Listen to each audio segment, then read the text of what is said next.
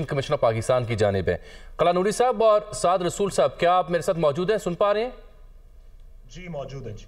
ठीक, अब देखिए, आज़म नज़ीर तारड़ साहब ये कहते हैं कि मेरी नज़र में दरख्वास्तें 3 के मुकाबले में 4 के मुकाबले में 3 से मुस्तरद हो चुकी हैं और 2 जजेस पहले ही इख्तलाफ कर चुके थे 23 तारीख को। तो पनामा केस में भी ऐसा ही हुआ था। ये आज़म नज़ीर तारड़ साहब कह रहे हैं कि ना रिव्यू की ज़रूरत है और ना तशरीह की। अगर मज़ीद तशरीह चाहिए होगी तो चूँकि ये बिफोर द हाई कोर्ट्स मौजूद है मामला, तो वहाँ से ये वाज़े हो जाएगा। क्या ये दुरुस्त इसकी तशरीह है जो आज़म नज़ीर तारड़ साहब कर रहे हैं? या आप मेरे से पूछ रहे हैं जी? जी साद साहब, अगर आप सुन पा रहे हैं तो। जी देखिए, पैनामा के अंदर उसके अंदर थोड़ा सा फ़र्क है। पैनामा के अंदर हुआ यह था कि 5 मेंबर बेंच ने एक जजमेंट दी थी। उस 5 मेंबर बेंच में से 2 मेंबर्स ने नवाज शरीफ साहब को कन्विक्ट कर दिया, उनके खिलाफ फैसला दे दिया। साहब रुकिएगा जरा, रुकिएगा माजरत के साथ। ये हमारे जो पैनलिस्ट हैं जनाब शामी साहब, सलमान गनी साहब, डॉक्टर साहब और दीगर, वो साद रसूल साहब को सुन नहीं पा रहे। बेहतर होगा कि पैनलिस्ट आपको मुनासिब तौर पर सुन पाएँ, उस पर रद्द-ए-अमल या सवाल भी उठा सकें। मीनवाइल कलानूरी साहब, अगर आप मुझे सुन पा रहे हैं तो यही नुक्ता आपकी खिदमत में, साद साहब के साथ हम तकनीकी तौर पर मामला तय कर लें, फिर उनकी राय भी सुनते हैं। क्या जो तशरीह आज़म नज़ीर तारड़ साहब कर रहे हैं बेंच के मामले पर, ये ही असल तशरीह है या ये उनकी अपनी ज़ाती इख्तरा है? क्या वाकई ये समझा जाए कि 4-3 से मेंटेनेबिलिटी के मामले पे दरख्वास्तें मुस्तरद हो चुकी हैं?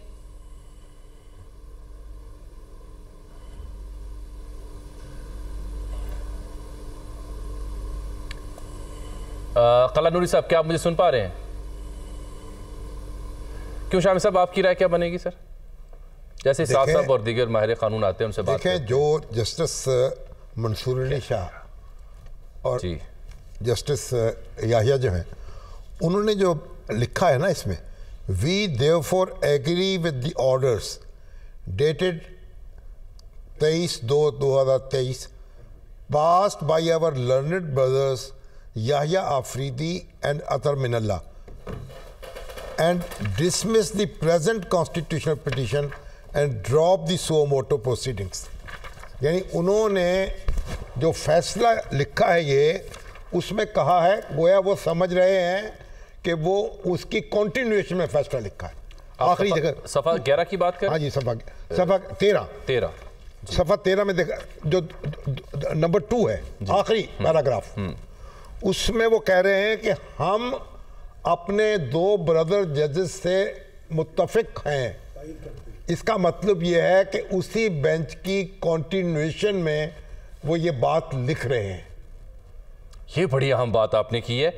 वो जो जुमला है, we therefore agree with the orders dated 23/2/2023 passed by our learned brothers Yahya Afridi and Athar Minallah। वो समझ रहे हैं कि 7 जजेस का बेंच है और 2 जज अपनी राय दे चुके हैं और हम उनकी राय से इत्तफाक कर रहे हैं। और ये जो राय से इत्तफाक कर रहे हैं, ये इसी फैसले का हिस्सा है। तो फिर ये राय 4-3 होगी। इसका मतलब ये हुआ कि 4 और 3 की राय हो गई। साद रसूल साहब, अच्छा, अब इसमें दिलचस्प बात है कि रोला पे आ गया है। जी मैं आपको मेरी आवाज आ रही है? साद रसूल साहब के जो यानी रूहानी पेशवा हैं, ये उनका जजमेंट है जी। ये तो अब साद रसूल साहब बताएंगे। शामी साहब, कोशिश करूंगा कि साद साहब एक ही रोला है, वाज़े करें। जी, मैं कोशिश करूंगा कि इसको बिल्कुल कानून इसी रोलों की तरफ इशारे कर रहे थे हम सबसे। मेरी आवाज आ रही है जी? आ रही जी। देखिए, पैनामा में ये बात तो बिल्कुल दुरुस्त है कि जस्टिस मंसूर अली शाह साहब का और ये मुदखिल साहब का जो डिसेंटिंग ऑर्डर है, उसके अंदर उन्होंने लिखा है कि हम कंटिन्यू कर रहे हैं उस जजमेंट को या उस ऑर्डर को जो अतर मिनल्ला साहब ने और याह्या अफरीदी साहब ने दिया था। सवाल ये है कि और जहां पे जिस वजह से पैनामा के बेंच में और इसमें थोड़ा सा फर्क है, वहां पे तीनों जज साहिबान, पैनामा के अंदर हुआ यह था कि पहले 5 जज साहिबान थे, 2 ने फैसला नवाज शरीफ साहब के खिलाफ दे दिया। बाकी तीनों जज साहिबान ने कहा कि हम फैसला देने से पहले कुछ मजीद इंफॉर्मेशन जानना चाहते हैं, जिसकी वजह से JIT बनी। और उसके बाद जो फाइनल तहरीरी फैसला आया वो 5 जज साहिबान ने साइन किया। जो फाइनल तहरीरी फैसला है पनामा का, वो पांचों जज साहिबान के साइन से है। यहाँ पे इबाम ये है जो मंतक आजम नज़ीर तारड़ साहब ने भी दी और जिसकी तायीद शामी साहब ने की, ये एक रीजनेबल आर्गुमेंट है, ये आर्गुमेंट किया जा सकता है। ये तो बड़ी अहम नुक्ता फिर हो गया, लेकिन ये नुक्ता मेरा नहीं है।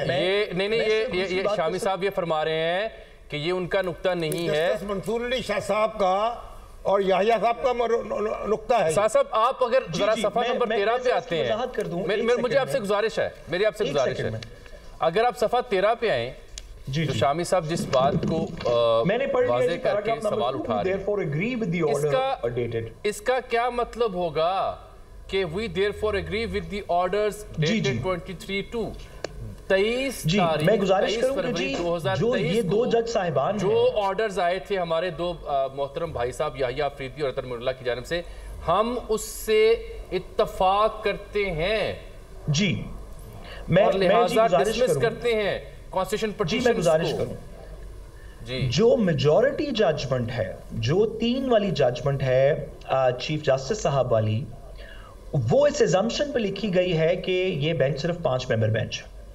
जो माइनॉरिटी जजमेंट है 2 मेंबर की, उसकी एजम्पशन है कि नहीं ये पिछली जजमेंट से कंटिन्यू कर रहे हैं। आप ये थोड़ा सा डिफरेंस समझने की कोशिश कीजिए। मैं एहतराम वाज़ेह करूं, ये भी इंतहाई बारीक नुक्ता जो आप उठा रहे हैं, उसी की जी वैसे ही अहम नुक्ता है जैसे आजम नज़ीर तारड़ साहब का नुक्ता अहम जी। पनामा बेंच में पांचों जज साहिबान का ये कहना था कि हम एक कंटिन्यूएशन के अंदर ऑर्डर दे रहे हैं।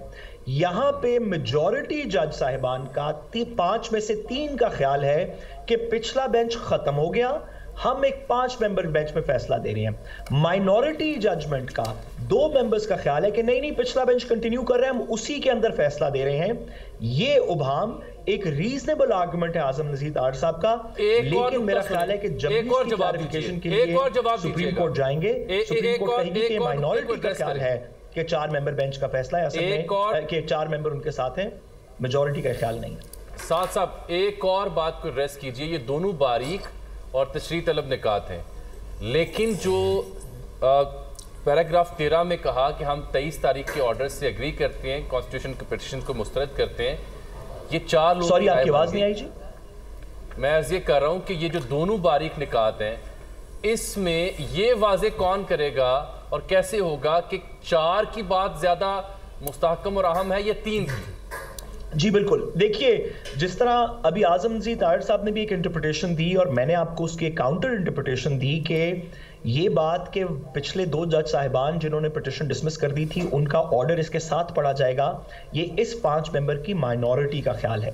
तो अब 2 आर्गुमेंट्स हो गए, एक आजम नज़ीर तारड़ साहब वाला आर्गुमेंट हो गया या हुकूमत वाला हो गया, एक ये दूसरी साइड का आर्गुमेंट हो गया जो मैंने अभी आपके सामने वाजे कर दिया। इसकी क्लैरिफिकेशन ना इलेक्शन कमीशन कर सकता है, ना हुकूमत कर सकती है, ना आप और मैं कर सकते हैं। इसकी क्लैरिफिकेशन सीख करने के लिए हतमी तरीका सिर्फ यह है कि आप वापस बेंच को अप्रोच करें। तो सवाल ये उठेगा जब वापस बेंच को अप्रोच किया जाएगा कि क्या ये वापस 5 मेंबर बेंच के सामने जाएगा क्लैरिफिकेशन के लिए या 7 मेंबर बेंच के सामने जाएगा। ये उससे भी चीफ जस्टिस साहब का ऑर्डर ये कहता है कि 5 मेंबर बेंच हैं जिन्होंने फैसला किया है और ये क्लैरिफिकेशन के लिए भी 5 मेंबर बेंच के सामने जाएगा। अगर रिव्यू में क्लैरिफिकेशन के लिए ये 5 मेंबर बेंच के सामने गया तो मेरा ख्याल है कि वो कहेंगे कि ये माइनॉरिटी जजमेंट का ख्याल था कि कंटिन्यू कर रहा है ऑर्डर, हमने 5 मेंबर बेंच। एक सेकंड ठहरिएगा बैरिस्टर साद रसूल साहब, इंतहाई अहम ये 3 निकात आपने हाईलाइट किए हैं, तीनों की इंतहाई ज्यादा और वर्थ है। शामी साहब needs to add on something, sir please सुनिएगा। देखिए जस्टिस मंसूर अली शाह जो एक बड़े अजीम फ़क़ीह हैं, अजीम ज्यूरिस्ट, यानी कोई मामूली यानी ब्रेन नहीं है, बड़ा एक यानी एक बड़ा एक आला मुकाम जो है। जी जी जी